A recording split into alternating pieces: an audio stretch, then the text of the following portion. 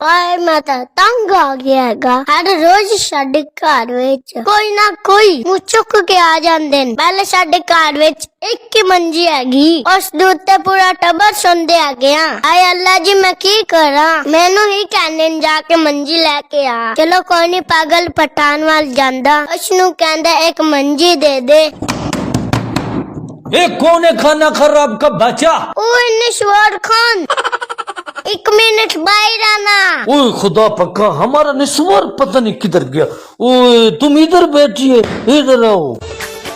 ए उस्मान बच्चा बोल क्या बात है? खान जी साडे घर विच मेहमान आ गए, एक चारपाई दे दियो। ओए खाना खराब का बच्चा, हम आपको चारपाई नहीं दे सकता। ओए पागल पठान, क्यों नहीं दे सकता? क्योंकि हमारे घर में बस 2 ही चारपाई है। एक पे मेरा वालिद और मेरी बेगम सोती है और दूसरी पे मेरी वालदा और मैं सोती है। खान जी खुदा दा वास्ता ही मंजी नहीं देनी ते ना दे, कम अज कम आपने सोम दी तरतीब ते सही कर ला।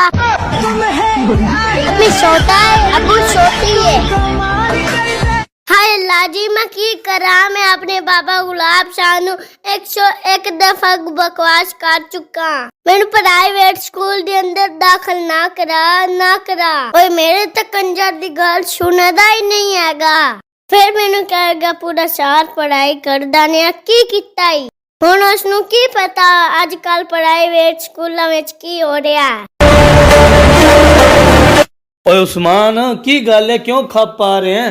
और यार पापा गुलाब शाह आजकल प्राइवेट स्कूलों दे विच टीचरां दी उम्र इतनी घट हुंदी हैगी है कि बच्चे पढ़न दी बजाय टीचरां नू पछाण दे जुगाड़ विच रहिंदे ने। हुण तू ही दस, बंदा उत्थे पढ़े कि अपना सड़क पूरा करे। तौबा तौबा, अल्लाह माफ करे ना पाकिस्तानी टीचरां तू। वाह मेरे अमल का, गरीब बंदे दे भी कोई जिंदगी नहीं हैगी। हाय मेरे अल्लाह, तू तवादौला शरीक है, तेरा तो कोई शरीक नहीं। वहाँ तो इजो मंतशा, वहाँ तू जिलो मंतशा, जिसनु चाहे इज्जत देवे, जिसनु चाहे जिल्लत देवे।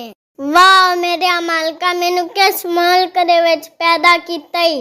इस मुल्क दे विच तां गरीब बंदे दी जिंदगी कोई नहीं। चल उस्मान कर अल्लाह नू याद, चलिए मंगन कोई कोली आटे दी असी भी कमा के ले आविए। या मेरे मालका किसी नेक बंदे दे मत्थे लावी।